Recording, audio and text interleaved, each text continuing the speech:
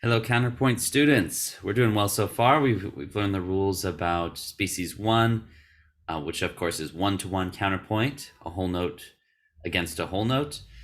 We've learned the guidelines about species two, which is of course two notes against one note, two half notes against one whole note. And well, you can probably guess what's next. We're doubling every time we do this. Species three, instead of three notes against one note, we're going to see four notes against one note. So we've gone from whole notes to half notes to now, you've guessed it, quarter notes. Okay. In this species, remember that we're dealing with an older art form, 16th century. We're not thinking in terms of triplets or triple meter quite yet. So we're keeping to the same sense of essentially 4/4, let's say, or here we have cut time, which is mathematically equivalent. Okay, so let's go over some. Let's just hear this. Let's see what some differences might sound like.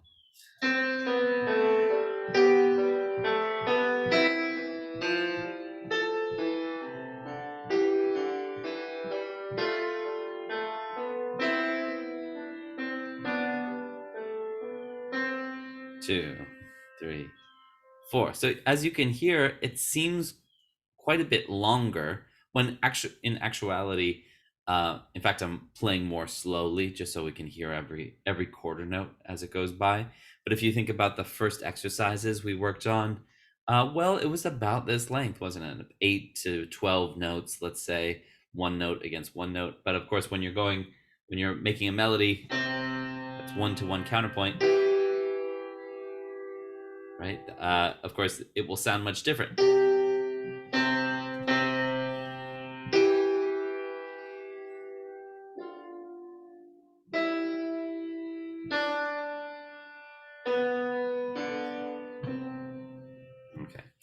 So that would be an example of, let's say, one-to-one counterpoint. What about two-to-one? Well, you might have something like this.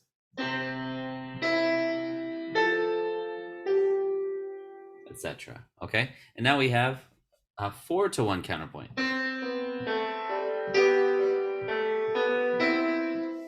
Okay, so it has the sense of, in essence, a lot more is packed into it, but we're going to find that there are some things that are very similar between the species that we've already covered. Okay, so that's the good news. What can we tell just by looking at an example? Well, it looks similar to what we've seen so far in that here we have the cantus firmus in the upper voice, here we have the counterpoint in the lower voice. Of course, that can be switched later, and we'll see what kinds of differences that might make. So cantus firmus, counterpoint. Okay, that looks similar. So of course the cantus firmus will keep operating in whole notes. Okay, that's as we're used to. The counterpoint here is operating in quarter notes, as we said. But look at this. This is interesting. This counterpoint is starting with a quarter rest, which, as you'll find, is the most common way to begin an exercise. It's not the only way to begin. The only other option you have is with four quarter notes. So this is equally viable or possible. So you can either have four quarter notes in the opening measure in the counterpoint, or you can start with a quarter rest and then followed by three quarter notes. Okay, so this reminds me of a bit of species two counterpoint where you started with a half rest. Okay. What about how we finish the exercise? Well, here we have scale degree 2, that's re. This is scale degree 1, that's do. Re, do. Okay, let's look in the counterpoint. Yes, we do have, this is scale degree 7, which is the second to last note. And this is scale degree 1. So here we have T, do. So once again, our idea of re, do is met with T, do at the same time. Here we have them collapsing into a unison. Okay, what about all the other notes in between? So we know how we can start, we know how we can finish. What about the concept of dissonance versus consonance? Because remember, well, go back to species 1. Remember that that every interval we saw was consonant. So that in a way was simple, but also very limiting. So it was difficult sometimes if you could paint yourself into a corner, not have anywhere to go if you make one little wrong move.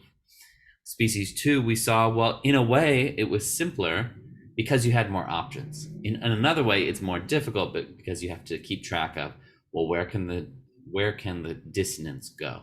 Well, let's take a look at that question. Okay, so here we begin with a unison. Remember, we're circling.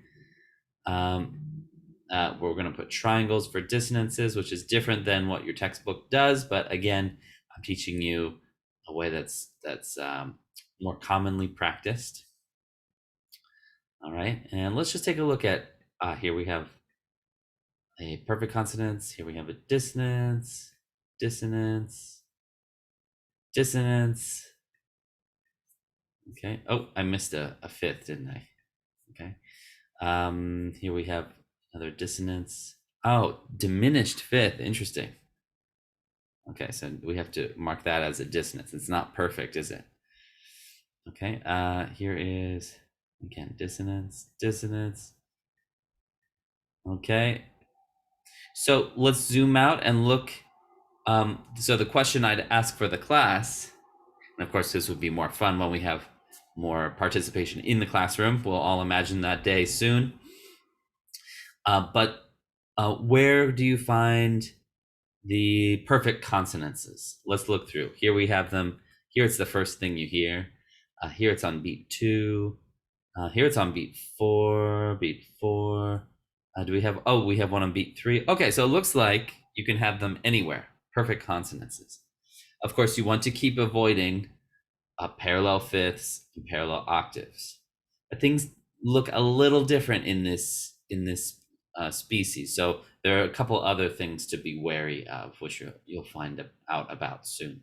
Okay, that's perfect consonants. What about imperfect consonants? Well, here we have on beat 4, beat 1, 1 and 4, 1 and 3. Let's see, is there any imperfect? I don't see it on beat 2, but that's okay. In fact, you can have imperfect consonants wherever you want. And are you allowed to have parallel thirds or parallel sixths? Well, absolutely. We like them. Remember that it's only parallel when, remember, technically within each bar, you have oblique motion. So let's say you just looked at one measure.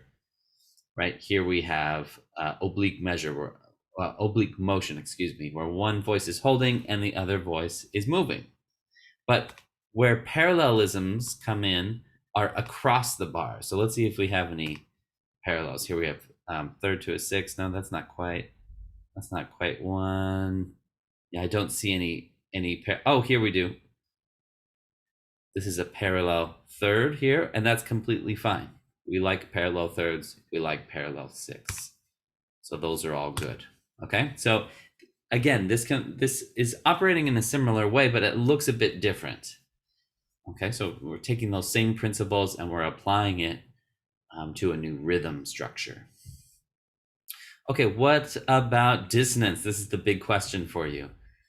This is on beat 3, beat 3, beat 3, beat 2, 2, 2, 4, 2, and 3. This is on 3. Okay, it looks like we can have dissonance anywhere, but you guessed it, the downbeat. You do not want dissonance on the downbeat. What other species does this sound like? It sounds a lot like species 2, where you only had dissonance on the weak beats. So here our weak beats are 2, 3, and 4. Sometimes we in 4/4 we tend to think of that third beat as also strong. Well, it's less strong than the downbeat. So it's really that downbeat where we're staying away from dissonance. Okay, so this is again something similar. It looks quite a bit different than what you're used to. Okay, now 2 new things. Okay, so an interesting thing about dissonance that's a little bit different, really the one thing that's quite different. Think about how you could use dissonance in second species.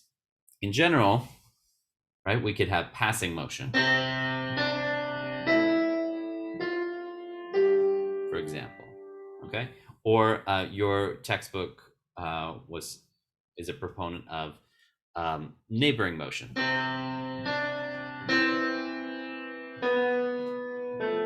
For example, all right, that was neighboring motion and then passing motion. Your textbook allows neighboring motion. Other textbook will say, well, no, it's not really, it doesn't really show up in species 2. Okay, in either case, both of those are stepwise motion. They are instances of stepwise motion. So you are not allowed to jump or leap into or out of dissonance. And this makes a lot of sense because when you're singing along, you don't want to, let's say, do, fa, right? It suddenly leaps out if we leap to a dissonance. What about when we just walk up? Do, re, mi, fa, sol. There, that dissonance is smooth. It's leading very smoothly to a consonance. Well, guess what? In species 3, there are 2 exceptions to the rule. They're written right here. This 5-note figure is what's called the cambiata, the exchanged note. All right, take a look at this figure. Now, there are different ways to think about this. I would recommend to you at first, just memorize this pattern. You're going to see this pattern a lot, which is down by a step, down by a third, and then up in steps. All right, it's a 5-note figure. Some people teach it as a 4-note figure, but notice that you're always going to continue in the same direction. Okay, so once again, down by step, down by skip, excuse me, and up by step. 5-note figure. Why don't you try to play that for yourself? Fa, mi, do, re, mi. This can occur basically anywhere. You wouldn't have a whole string of them. Something like that we would want to avoid, but it's a great device to use to make your melodies more interesting, because you'll notice if you don't have these figures, some of these melodies can feel a little bit like they're just hanging out in the same place. So this can provide some color or some variation that's sorely needed. Okay, so that cambiata, and notice the overall shape is from an F to an E. So this is a downwards cambiata. It is also possible to move upwards. So you can have an upwards cambiata. So let's say if we flip this upside down, we would have step up, a skip up, step down, step down. This is this you could think of as the inversion. Okay, now would this work? Not so well in this example, because we would create a parallel. Okay, so it's a good thing we didn't use the upwards moving cambiata. This is the downwards moving cambiata. And again, why is it downwards? Well, it's the first step you make, and also it's where you end up going. Okay. What about the other exception? Well, why do I call this an exception? Because take a look at the dissonance. We're allowed, this is the one case, or 1 out of 2 cases, where we are permitted to skip out of a dissonance. Okay, fa, mi, do, re, mi. It's actually rather smooth, so our ears don't mind it so much. What about the other exception? Well, here we have what's called the double neighbor. Again, we're used to the idea of neighbor notes. Imagine for the double neighbor that there's another C here. Do, ti, re, do. Okay, is what's written on the page. But imagine we added that C. Do, ti, do, re, do. There it would be very clear that this is a lower neighbor, LN, and this is the upper neighbor. All we're doing is removing that C.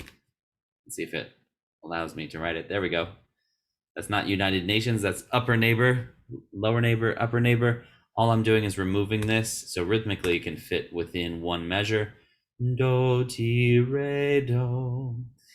And why is this a neighbor? Well, this has to be consonant with this note. That is the definition.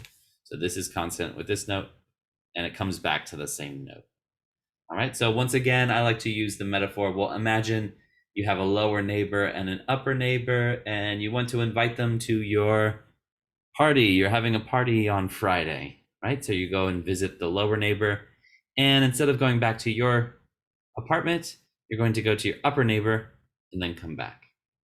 Okay, that's one way of visualizing neighboring motion.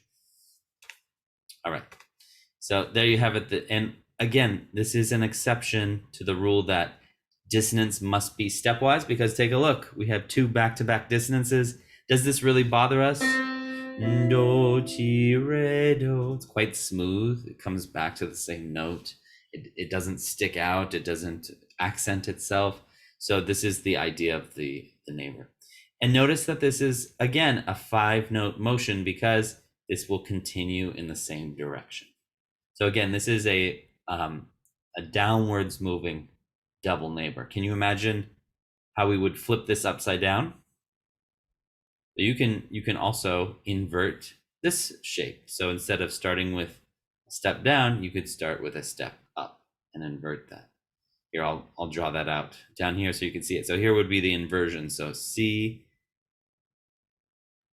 upper neighbor, lower neighbor, and we come back home. So in a sense, we're doing the same thing, just starting with the upper versus lower. And notice once I've done this, I would go in the same motion.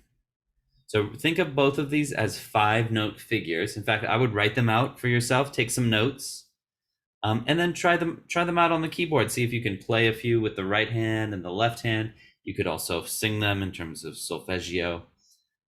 Remember that these are devices or tools you can use to make your music more interesting. But I wouldn't overuse them. You shouldn't only use cambiatas and double neighbors. You can use other things too. For example, scalar figures. Here we have a skip followed by a scalar figure. That's fine too. Here we have a leap within the measure. Notice that all the leaps are within the measure, and then followed by scalar motion. Here we have a lower neighbor, and then scalar motion, and then followed by a consonant skip. Okay, so you can see a lot of variety here. So let's try this one more time. You can try singing at home. Okay, let's see if you can sing or play along. 1, 2, 3, 4. Do, ti, la, ti, sol, la, ti, do, mi, fa, so, fa, mi, do, re, mi, so, la, ti, re, do, ti, so, la, ti, do. Okay, and you could also sing the other part. This would be an interesting exercise for you, where you sing the other part, sing the cantus firmus, the fixed melody or the given melody, and then you play the counterpoint. This would be a good challenge. Do, do, so, mi, la, so, fa, mi, re, do. Okay, and there you have it. There's my best, my best high range for you. Okay, so pretending I often teach choirs, and I end up singing up in that alto or soprano range sometimes. So don't be shy. Just jump in and give it a try. All right, so there you have it. We learned a lot of information by just looking at one example from Kernberger here. Spend some time with that one. Play, take some notes, play with both hands, try singing the parts. Okay, now to prepare you well for your first homework assignment on species 3, this week we're just learning the basics. All right, I'm not going to have you compose a species 3 counterpoint quite yet. Here it says try it number 3. So here you can see a correlation they're making, or a connection between species 3 and species 1 versus species 2. So here they're showing you the connection between the 3 species that you know so far. So in order to do this properly, it's actually quite simple. Looks complex, but this is showing the opposite, which is that if you took this species 1 as a framework, start in unison going to sixth, right? And you're saying, well, let me take this first species as a framework, and I'm going to change the counterpoint into second species. This is one way of composing second species and third species. You can start with a framework, a first species framework. It's not a bad idea. It's essentially like an architect would start with the frame of a building, and then you would start adding things onto it. So you make sure the structure is sturdy first. So this is a good idea. How could you change that? What's a motion that you could make from C to B? Well, of course, it's already a step in between. So here, the solution was to leap down. I'm sorry. Also fine. Okay. Same idea, but now in third species, again, the common way to begin would be to start with the quarter rest. This gives us some room to play with. And sometimes if you're having trouble beginning with a quarter rest, try starting on the downbeat instead. It might help you get out of a sticky situation. Okay, here it's the same idea where, again, going from C to B. Remember our framework, C to B, C to B. But now we have room to play, so we have a scalar motion here, and then coming back up. All right, notice when you do this, you need to double check, well, do I have all my consonants and dissonance in the right place? Here we have dissonance, stepwise dissonance on a weak beat, that's fine. Coming back to consonants on the downbeat, that's good. Okay, what else could we have done here? Well, if we're starting an exercise, we could have equally started with a half rest. This was meant to be a rest, not a note, okay? And we could have started on the weak beat here. Okay, that would have been another option. All right, there isn't just one way to do these, by the way. So all of you should, sometimes you will have the same answers, but I want to encourage you to, try to think outside the box, try to find something creative that would work well with you. Okay, that works well within this structure. Okay, so we start with, again, here's another, this looks like it's in the middle of a phrase. It's certainly not the beginning, certainly not the ending. It's starting with a framework. Here it says measures 5 through 7. And we're saying, well, let's take that framework and let's see if we can fill in some of those gaps. Well, when I see this, I can already see, oh yeah, this would be easy to fill in the gap here. Here I have a leap of a fourth. Well, this would be simple to go up, and that would make a consonant skip. That would be fine. That's not causing any problems. Oh, let's try to fill, oh, here's a third. So what could I do? I could fill that gap. And that's exactly what they do. They're giving you the most obvious answer, which is to fill in the gaps between a leap and a skip. All right, let's continue with that same framework. Okay, so how could we fill this in? There isn't just one way, but they want to, let's see, how about this? I'll do something a little different. I'll say, okay, let's just try to fill these gaps. So I'll do downbeat, second beat, here's the third beat. Okay, now I might have a little problem, right? Because if I kept going up in stepwise motion, it might not work so well. Because take a look, if I'm headed towards A, and I know I want to end on A, I can't have this repetition, A. Okay, so what's another way we could get out of that? Well, I suppose we could step down and then skip up. That could work. It's not terrible. It's not terrible. Their solution over here was to say, okay, well, let's say we take that same framework, but we're going to push this note over. This gives us a little bit more room, doesn't it, to play? Because we want to get from E and eventually end up on A over here as our framework. So what else could we do? Well, here they're starting with a lower neighbor and then a consonant skip. Okay, so this was another solution. So don't feel that just because this is on beat 3, this G, that you have to keep it on beat 3. So you can move things over, and you can even get rid of notes. You can say, you know what, this note is not working for me. I think I need to do something else. So you're not stuck with this framework. You can always do something a bit different. Okay, what about okay, it looks like we want to end on C here. Can we continue up the scale? So how would I get to this again? Beat 3. It's not gonna work so well, is it? Okay. Oh, I know. We'll skip up. Okay. Will that work? Will that skip up? Well, let's double check the interval, because this is against an F. Oh, that creates a fourth. So is it okay to skip up to a fourth? Well, no, this is a problem, isn't it? We still want to keep in mind that dissonance is stepwise, except, you know the rule, when we use cambiata, nota cambiata, or double neighbor. Okay, so this isn't going to work going up a third. What else could we do? We could, how about do the same sort of idea where we go down, lower neighbor, and then walk up. Okay, that puts things, so again, we did the same thing where we took this B, scooted it over by 1 note, postponed it by 1/4 note. Okay, and look at that. That was their thinking here.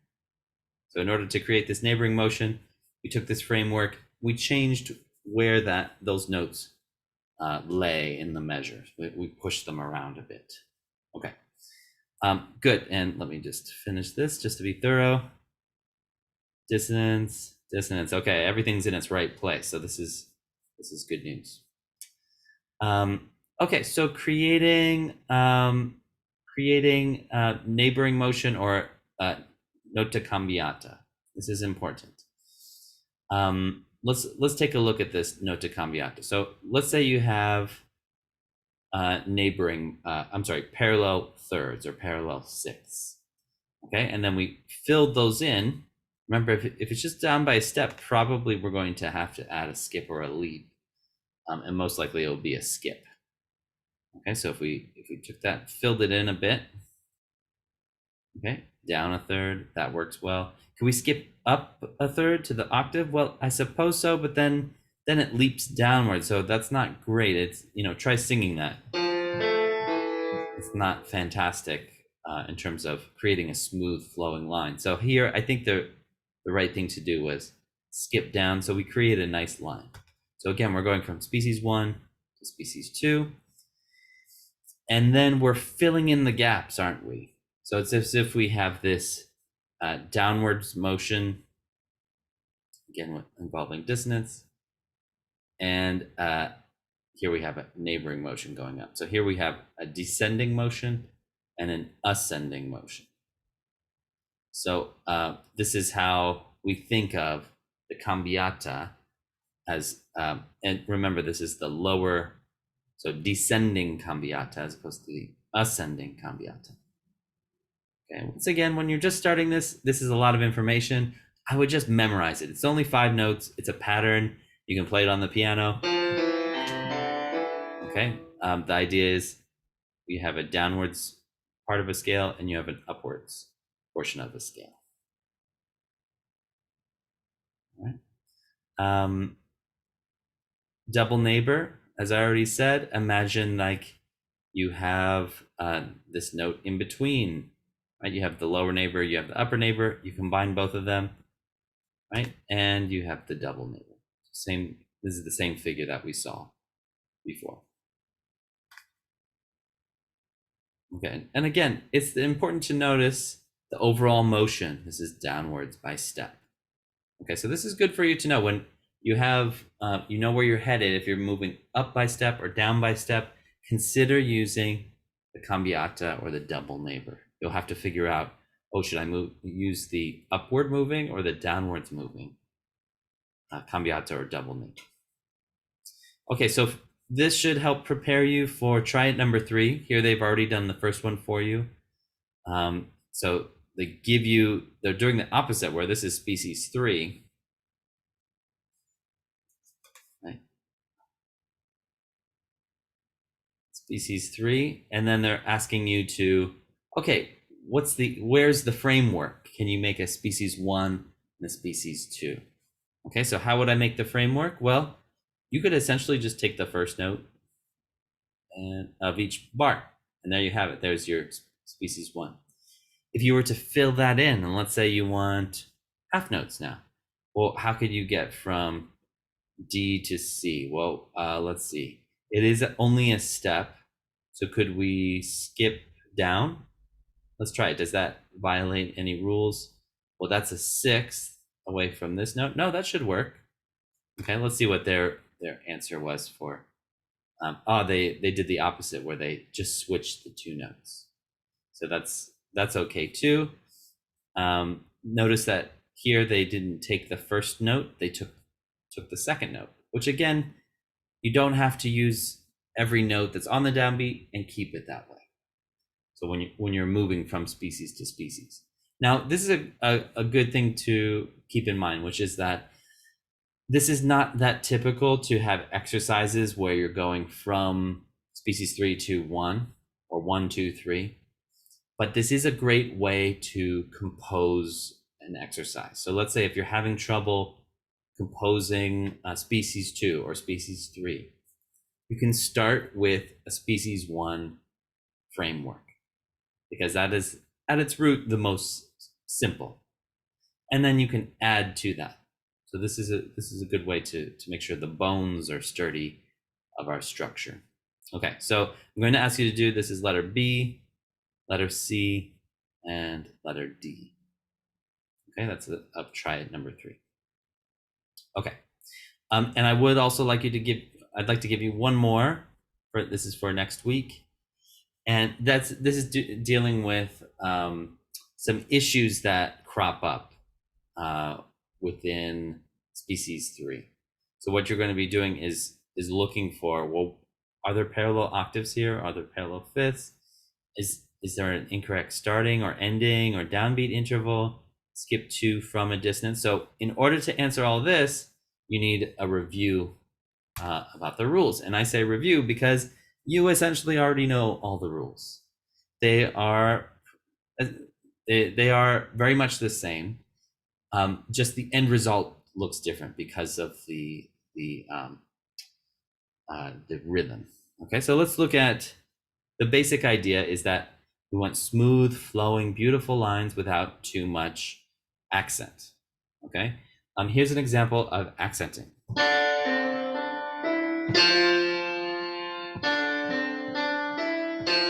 You can hear really that this last note sticks out. And why is that? Well, it's because we're landing on an octave. We're coming from an octave and we're landing on an octave. In between, we have these other notes, but we still treat this as parallel octaves. Okay, so parallel octaves and parallel fifths are still a problem, but they look different now. So, of course, these are easier to catch because you have a fifth back to back with a fifth, fifth, fifth, right? This is second species. Here they don't have octave to octave. So let's see if you hear this easily.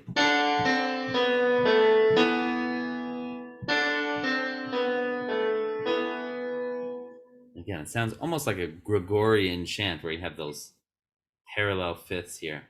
And again, if you're having trouble picturing this, picture as if you had 4 quarter notes. Okay, so now I see it. D to A, E to B, right? Okay, parallel fifths. Okay, so we want to avoid parallel fifths, parallel octaves. These are what are called adjacent parallels, meaning right next to you. So the person who parked right next to your car, that's the adjacent car. All right, we don't want 2 of the same kind of cars. Hey, that happens to me sometimes when I park my car right next to another one of the same make and model. I feel kind of embarrassed about it. I want to be the only one with my car. Okay, maybe this is a bad example. Or when I was younger, I always used to, if my brother ordered one type of food, let's say he ordered the hamburger, well, I would make sure to order the hot dog because I didn't want to be the same. I wanted something else. It was all my own on my plate. So I'm sure all the brothers and sisters can relate to that idea. You want something of your own. And that's because those two are adjacent. They're right next to each other, so they're being compared. Okay, so these two are that this is more obvious because it's as you're used to seeing. However, you have these two instances of downbeat to downbeat parallels or upbeat to downbeat parallels. So these are two instances of parallelisms that are harder to catch because they're not back to back. So this is why, can you see why finally, why we spend so much time circling octaves and circling fifths and circling unisons? It's to catch these mistakes because these are very easy to miss if you don't circle them. Okay. Technically speaking, I don't know if you caught this, but this first example has another upbeat to downbeat parallel too. So it further contributes to that sense of, oh, that's really strong. Okay, so let's hear this letter B.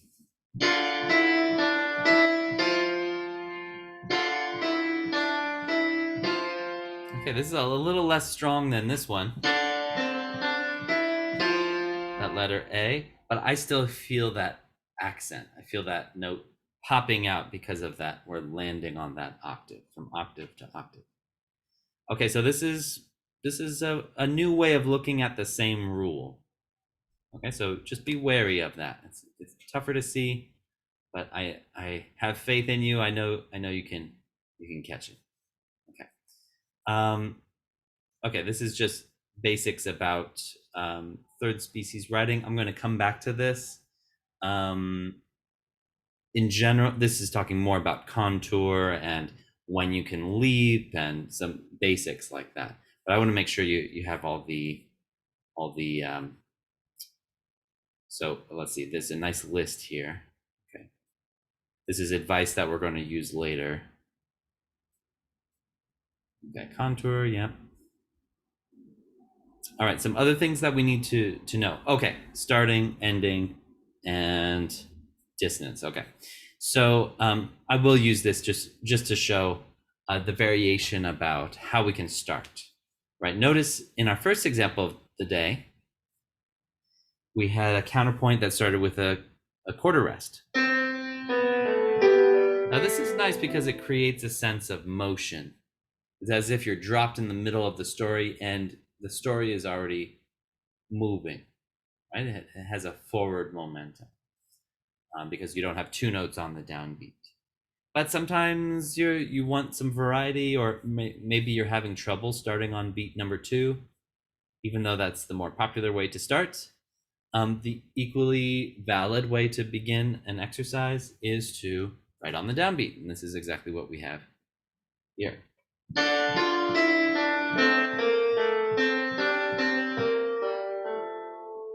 Okay, so here, yes, the motion is already there, but I feel it's different between. Okay, that was starting with a quarter rest, which to me it feels very different than. There it's very downbeat heavy. Both notes are starting on the downbeat. Okay, so this was the other way to begin. Now, what are the rules when the counterpoint is above the cantus firmus? What are the rules? Well, actually, you already know them. It's the same as species 1 and species 2. This can be one of 3 things: unison, perfect fifth, or perfect octave. Okay, simple as that. What about when it starts on beat 2, you ask? Well, same thing. It can either be unison, perfect fifth, or perfect octave. All right, those are your 3 options. What about, let's say in our first exercise where we had the counterpoint below the cantus firmus? Well, this is just like you're already used to. It can either be a unison or an octave. It cannot be a fifth. We do not want a fifth here. Why is that? It is confusing. It's confusing to the ear. Here, I'll try to make one, a counterpoint for you. it's confusing because I was playing an F, the starting note. It sounds like we're in F, but what's the problem with that? We're not in F, we're in C. So we have to establish our tonal center C from the beginning. Okay, so we cannot use a fifth. The good news, this is the same rule as species 1, same rule as species 2. Okay, so now we know how to begin. In fact, you already knew. Okay, so well done. How do we end? Well, this is a bit different from species 2 in that in species 3, you will really have 4 quarter notes leading into the final bar, okay? You do not have the option of, let's say, using a whole note here or 2 half notes, okay? You're going to use quarter notes up until the final measure. So that means this note here must be scale degree 7, T. And not only that, in the minor mode, we must raise that to the leading tone. All right? So make sure that gets in, just as all the other species. If you're in a minor mode, the second to last note needs to be raised in the counterpoint. Okay. What about here? We have an ascending motion to the octave. So because we have that ascending to T by step, you also need to raise the 6th scale degree. This is why we have different forms of the minor mode. It could be confusing, right? All these different forms. Do, re, mi, fa, sol, la, te, do. Well, it doesn't move so well to that do as when you raise. Do, re, mi, fa, sol, la, ti, do. Ah. It leads back to our home base much better. So here we still have that same re, do in the cantus firmus, and this is T, do. Oh, I already wrote the 7 there. This is 1 in the counterpoint. Now, what's the most typical way to end? We often have the double neighbor, in fact. I'm surprised they didn't write it here, but that's okay. We can look at that another day. But usually, the second to last measure, this will be your formula. So it starts with the leading tone, ascends by step. Notice that we're ascending because this is what we have. We're ascending T, do. Oops. Okay. Ti, do, la, ti, do. Not always, but almost always, this would be your formula for ending. So you'd want to have a double neighbor in your second to last measure. You don't have to, but it is very common. Okay, and everything else we've essentially talked about in terms of filling out your try it number 4 on your homework. Okay, just be reminded that dissonance is special in species 3, that we need to make sure, okay, where is the dissonance occurring? For example, I see one here. Is that dissonance occurring in the right place? Are you skipping to or from the dissonance? Well, remember, there are only 2 exceptions where you're allowed to use that. So you want to review, okay, what is cambiata and what is the double neighbor? Okay, I think you should have all the information to complete both of these. Try it number 3, try it number 4 successfully. So once again, feel free to email me with any questions, and I hope you have a wonderful rest of your week. I shall see you all shortly in cyberspace. Okay, see you there. Take care.